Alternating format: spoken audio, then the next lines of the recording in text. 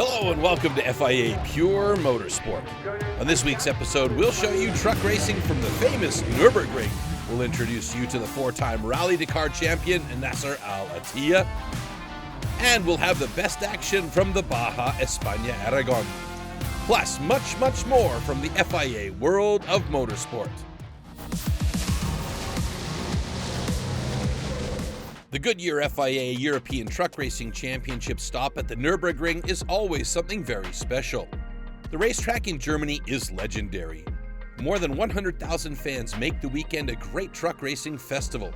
A great experience, not only for the many German drivers and teams in the field, of course they want to shine in front of their fans with their best performances. This year, the event at the Nürburgring is also the fourth of 8 stops in the 2023 season. So it's a halftime in the series, and the first half of the season was dominated by Norbert Kish.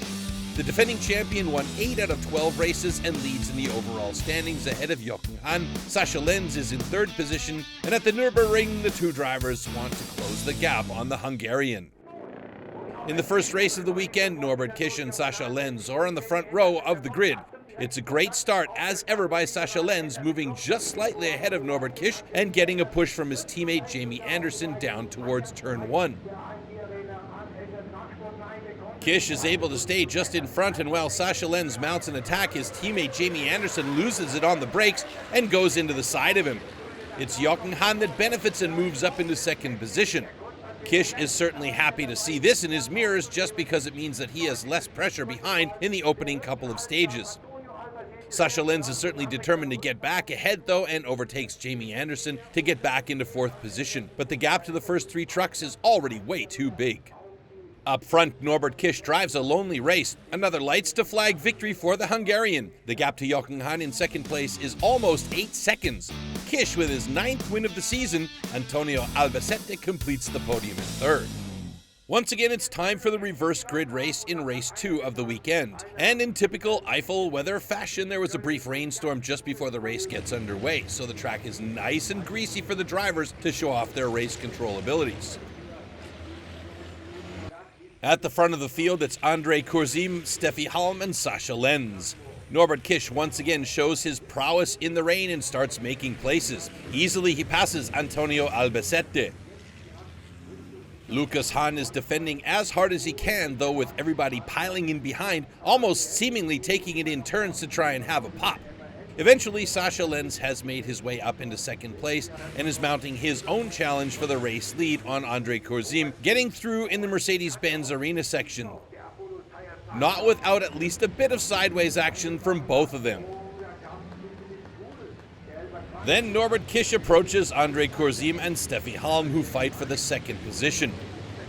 And Kish has a brilliant move with a double overtake. He waits for the perfect opportunity and sweeps around the outside to get the job done, and then goes charging after the number 3 machine of Sascha Lenz. Lenz tries everything to keep Kish behind him, but on a wet track, that's a mission impossible. It's only a matter of time before Norbert Kish passes Sascha Lenz. It all looks very easy for the Hungarian, and so he takes his second victory in the second race. Sascha Lenz is second, almost 4 seconds behind. Steffi Halm with a very good third-place finish. After a lights to flag win in race 3, Norbert Kish aiming for the Grand Slam in the last race. 4 wins in one weekend, and he has already managed that at the Slovakia ring this season. After a lot of contact, Kish's truck already looks very battered in the first round. Kish quickly attacks André Kurzim in position 3, but the German does not give up his position without resistance. Then the time has come. Norbert Kish passes Kurzim on the inside. At the head of the field, Jamie Anderson and Jochen Hahn are fighting for the lead. Jochen dives down the inside into the hairpin turn. It's late on the brakes and gets the move done on the Brit, showing off some fantastic braking ability and getting a massive round of applause from the crowd. Norbert Kish quickly follows through, not wanting to waste time, and got straight down the inside of Jamie as well, and then has his eyes set on the race lead.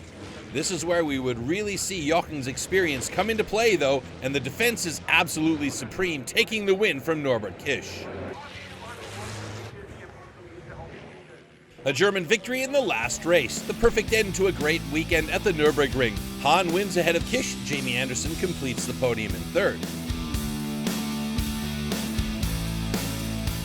In the overall standings, Norbert Kish extended his lead with the 3 wins.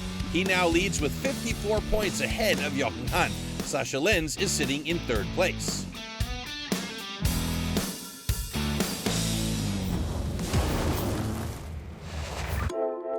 In the Goodyear FIA European Truck Racing Championship, the tires have to withstand some extreme forces. After all, the trucks weigh over 5 tons. So if you're 5.5 tons turning in, you have a lot of weight on the front tire, and then when you go on the power, it goes to the back, and then you have a lot of weight there. So it really needs to be able to handle this factor. It needs to last long to keep the costs down for all the teams, because at the end of the day, there is a budget. As safety is the top priority of the FIA, some certain regulations are in place to ensure a safe competition. Retreaded tires are not allowed on any axle of the truck. Any chemical or mechanical treatments to the tires is prohibited, and modifying or cutting the original tire tread and profile is also not permitted. The first 10 drivers in the championship classification, known as priority drivers, have restrictions on their tire usage. They can use a maximum of 12 new tires during a competition. In the first qualifying Super Pole and the first 2 races on day 1, they must use 6 new tires. In the second qualifying Super Pole and the 3rd and 4th races on day 2, they can use up to 6 new tires. Drivers who are not considered priority drivers can use previously registered and/or used tires. All tires registered for the competition are considered used once the truck's timing transponder indicates it's left pit lane. To ensure compliance with the rules, each tire is equipped with an RFID chip assigned to the driver. This allows the FIA to track which driver uses which tires and when, ensuring only the registered tires are used. With their chip readers, the FIA officials can determine the ID of the tire anytime and anywhere. The tires provided by Goodyear are identical, but the sets are allocated to teams through a lottery system, preventing anyone from knowing in advance which set they will receive. The tires stay in parc fermé conditions until they're used and have to be returned to parc fermé if they are to be used on day 2. When the teams have their tires, it's time to figure out the right tire strategy. We do the qualifying, and we go as slowly as possible on the outlap. So you'll see here it will be a 3-minute something first lap, and then as soon as they get to the last corner, they will do like Formula 1, they will gap themselves, and then they will go for a fast lap, because the tyre optimum life is around 2 to 3 laps old, and this is the peak of the tyre performance, and then it doesn't drop, it just goes down a bit and then stabilizes. So this is also an advantage with this tyre, is the stabilization is very consistent. The racetrack is either clockwise or counterclockwise, so one tire gets used more than the other. So then we swap left and right, and then for race 2, sometimes if the circuit's very abrasive and the tyre life is going down sooner than expected, we will put the front tyres onto the inside rear. We can't swap to the outside because the rims are the other way around, so to swap to the outside rear, you need to swap the tyre on the rim, and this takes time, or a machine, you know. So there is a lot of tyre optimization going on. But after you've managed the first day of racing, there's always the second day, with races 3 and 4 concluding a race weekend. Then for the second day, you can decide if you keep these 6 tyres or if you get 6 new tyres. And some teams, okay, if they don't have a tyre budget, then they will keep the 6 tyres for the second day. Then they will need to swap them on the rims and play a lot with the tyres to keep the life for the full weekend. Even without pit stop tire changes, the tires play a crucial role in the Goodyear FIA European Truck Racing Championship.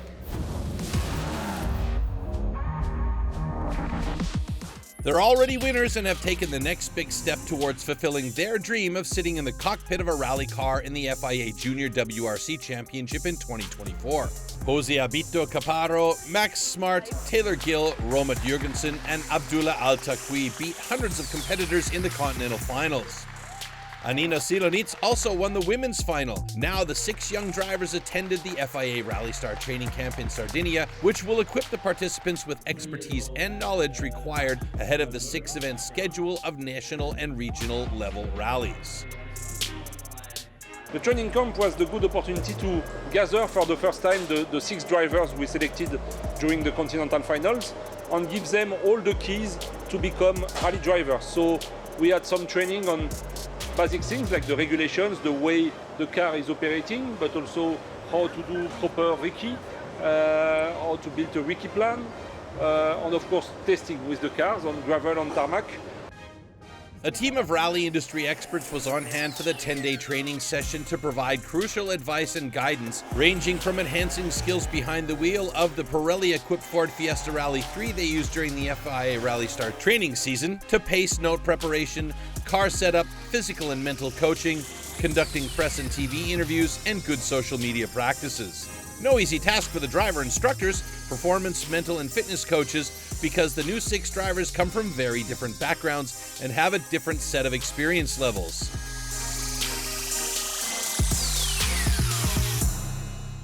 Some already did some rallies, some are totally discovering motorsport on 4 wheels, so it's different. So their evolution is different also, but that was the plan. The plan was to improve and assess them in all areas. Oh, the FIA team, it's incredible. My mentors are always asking and helping us. The M-Sport team in Poland was amazing, and I have to say thank you, because they are so amazing people. They are always taking care of us, and I'm so grateful of that. Yeah, they're helping us with everything. So of course the driving is quite a big thing, but as well, pace notes is also just as important. And then, like I said before, all the 1%ers, the pre-event preparation, but also the post-event debriefs. You know, hydration, nutrition, fitness, just everything you could sort of possibly think of to be a successful rally driver. The 4 best performing drivers in the FIA Rally Star training season will win an FIA Junior WRC Championship drive in 2024, the first step on the ladder to the top-level hybrid-based Rally 1 category. To make it there, the pace note preparation is particularly important. The biggest thing is the pace notes, because in rally, if you don't have good pace notes, you will never do a good rally. So preparing the recce, doing good pace notes, and then working on them is the key. So that was the main focus. I spent all the week to work with them about taking notes, reading the roads for the driver, learning how to read the corner, to make the lines, working with the co-driver to put the notes on the book, to see, to arrange, to customize a bit their pace notes, working on tricks with Chris Patterson was with me, so we work with 2 crew every day, and we have done 2 full days with every crew working just on the pace notes. In addition, there are many hours of training in their cars. The 6 teams cover almost 200 kilometers under racing conditions on both asphalt and gravel. Drivers and co-drivers grow together as a team. Blind understanding is indispensable during the rally. They work together on one way on learning to drive a car in a stage, and on the other way, learning how to read the road, and then what is important is to implement it for every rally. And although they are competitors, the group of FIA Rally Stars grows more and more together during the days in Sardinia. Actually, we're all sort of gelling really well, and yeah, we're all able to, I guess, bounce ideas off each other. So it's really good, and a couple of the guys are quite quick as well. So yeah, it's quite close as well time-wise. I mean, everyone is really nice people. We get along really well. And what I really like about this team actually is that we develop each other. So we share information to develop each other, not maybe have huge competition this year, just for us to develop to be ready for juniors next year. The training camp is a big learning curve for each of the young participants, but it has really set them up well for the training season, which begins with Rally San Marino, the first of 6 events carefully selected to equip the drivers with the best possible experience for their ongoing development. The crews could do the full wiki of the WRC event in Sardinia, so that was a good opportunity for them to put everything together.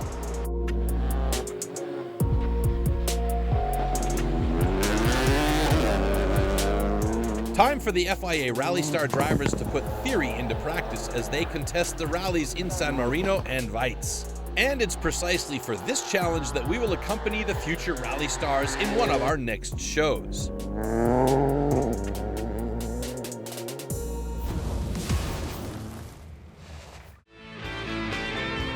fifth round of the FIA European Rally Championship took place in Sweden. Norway's Frank Larsen had a huge crash that ended his chances for a place on the podium. Although Larsen and co-driver Torsten Eriksson were uninjured, their Polo was badly damaged. Also, the good chances of Mikko Heikkilä vanished as the Finn was forced to stop to change a damaged left rear tire. Third place went to Martin Cesc of Latvia, his third podium in a row after he won the previous rallies in Poland and Latvia. But not enough to narrow the gap to the overall standings of Hayden Paddon. The championship leader had a great power stage and secured second place and extended the championship lead over Cesc to 34 points.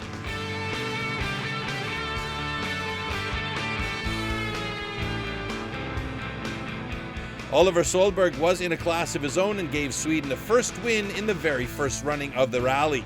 He and his co-driver Elliot Edmondson won by 22 seconds. The finals of the FIA Karting European Championship in KZ and KZ2 were held in Sarno, Italy. In the KZ2 category, title favorite Freddie Slater had the best start, and the British driver never looked back. So after missing out on a win in the final in OK Junior 2 years ago, Freddie Slater wouldn't miss out this time and became instead the history maker, as he's the first Brit to win the European Gearbox title for nearly 3 decades. In the KZ category, Danilo Albanese had the best chance to grasp the European title. It was Victor Gustafsson who had the better charge than Albanese and held it into the first corner. On lap 5, Albanese caught Gustafsson, but with his title opponents down the order, Albanese didn't even need to pass to become champion, and as it has become common in recent years, he chose consistency over aggression, a winning tactic. Victor Gustafsson won the season finale, but Danilo Albanese in second position takes the European title.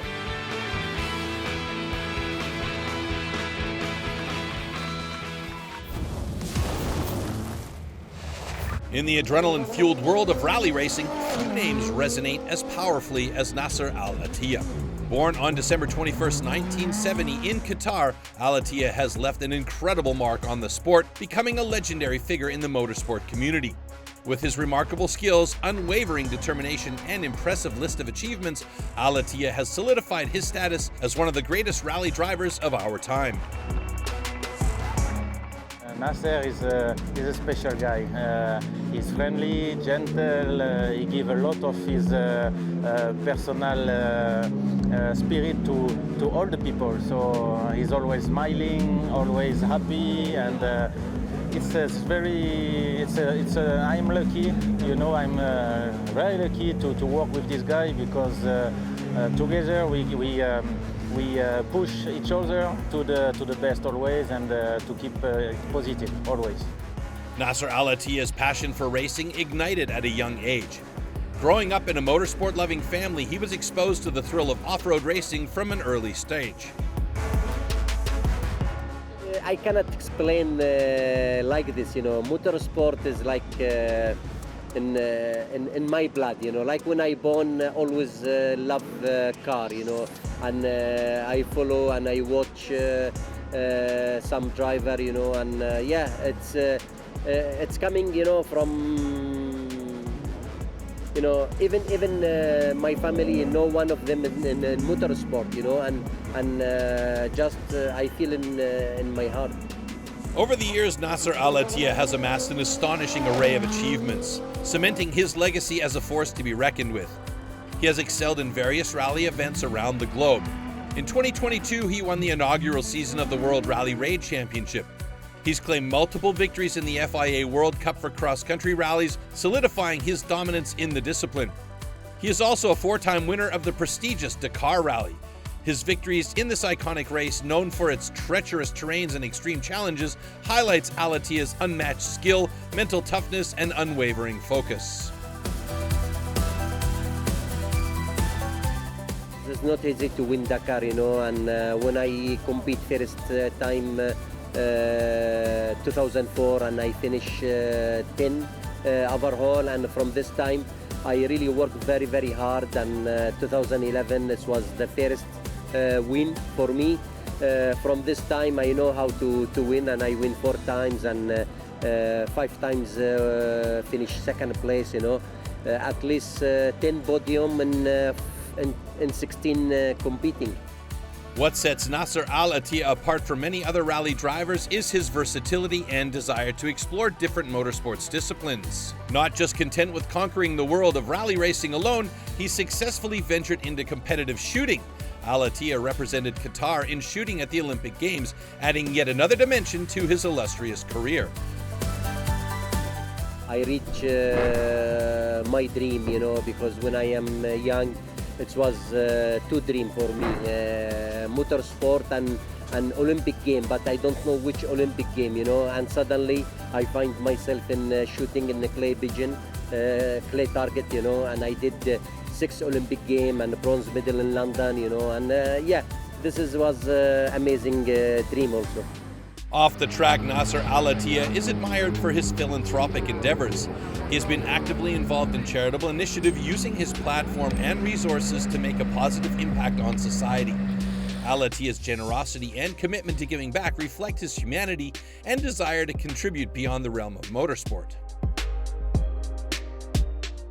I think easy person, you know, and like to be always example in the bivouac with the peoples and give the times the peoples, you know, to take the photo, and I like to work very hard.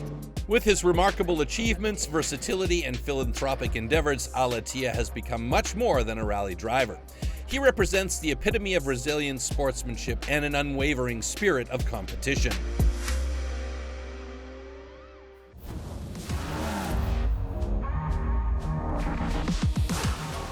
The 39th edition of the Baja Espana Aragon is the 4th stop of the FIA World Cup for cross-country Bajas.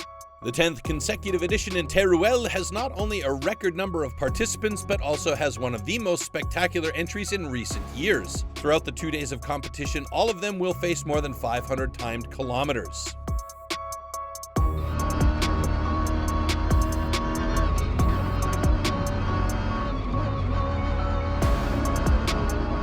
Audi is set to make its Baja Espana Aragon debut with a star-studded team featuring Carlos Sainz, Stefan Peter Hensel, and Matthias Ekstrom. However, the presence of the 3 Audi RSQ e-tron in Teruel is out of the competition, as the current regulations do not allow electric or electrified cars to participate. Their participation in the Baja Espana Aragon is part of an extensive test series with a view of the Dakar Rally in 6 months. On the first day of competition, the surprise comes from Lucas Moraes and his co-driver Kayik Bentifoglio in the Toyota Hilux Overdrive, who become the leaders after a very good first stage. Nasser Al-Attiyah is only 21 seconds behind the leader. Al-Attiyah, who was leading until the 30th kilometer, lost precious time trailing behind Al-Rajhi for several kilometers. He also lost valuable seconds, failing to surpass Portugal's Tiago Reis midway through the stage.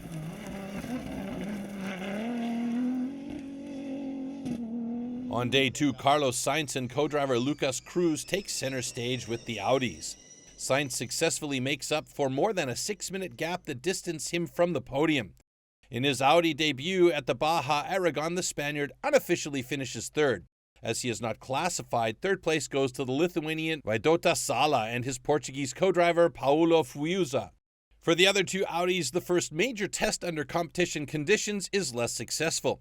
Frenchman Stefan Peter Hensel had to withdraw from the race at the start of the day due to a power outage caused by a sensor failure. His teammate Matthias Ekstrom also dropped out after experiencing a steering pump issue. Nasser Al-Attiyah is unstoppable. The Qatari shows a great performance on the second day. He already's taken the lead in the first special stage and, together with his co-driver Mathieu Boimel, wins the Baja Espana Aragon for the 6th time with a lead of 1 minute 43 seconds over Lucas Moraes and Kayik Bentifoglio. Vaidotas Sala and Paulo Fuiuza complete the podium in 3rd. It's a very good day for us, and to win 6th time in Baja Aragon, this is a record, and really I'm quite happy, and it's my favorite race because it's one of the tough Baja in the world, and this year it was a record from the competitor competing, Audi, Toyota, Ford, all the top drivers was here. Yeah, still we are strong and we keep going like this. After 2 victories in Saudi Arabia and Qatar and a 2nd place in Italy, Nasser Al-Attiyah extends with his 3rd win, his lead in the overall standing. That's it for today. On our next episode of FIA Pure Motorsport, we'll show you the best cars from the rally lights. We'll have great autocross action from France, and we'll take a closer look at race cars from the good old days. Till next time, take care everybody, and ciao.